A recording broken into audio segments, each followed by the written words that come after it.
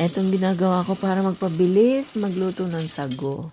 Pakuluan lang yung sago sa tubig. Pakuluan nyo lang ng mga 15 to 20 minutes. Ayan. Hahalo-haloin natin para hindi siya magdikit-dikit. Ito na pala yung aking ginagawa. Hindi na ako bumibili kasi wala akong ano sa palengke. Di ako sure sa kung malinis. Tapos, yan, mga 15 minutes nating pakukulan, 15 to 20. Papakulaan natin iyan hanggang sa yung mga side niya parang translucent na siya. Pero hindi pa yan, okay.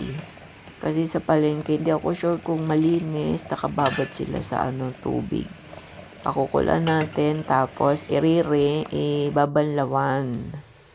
Ayan. Banlawan lang natin sa running water.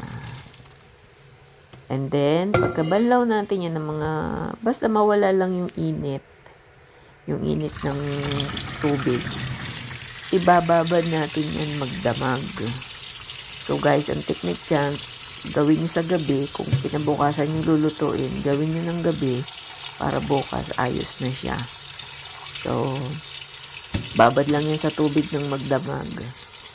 Pagkatapos, nababad nyo na sa tubig sa umaga, pagkagising nyo, ay inyong pakukuluan ng mga 5 minutes lang. Yan. Pakuluan nyo lang siya ng 5 minutes.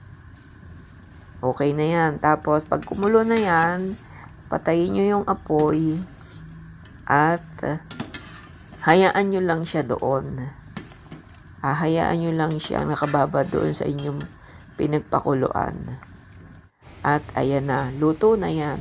So, pwede nyo nang lutuin kung ano yung gustong gawin. Yan. Meron pa siyang maputi-puti sa gitna, pero chewy siya, masarap, hindi siya matigas.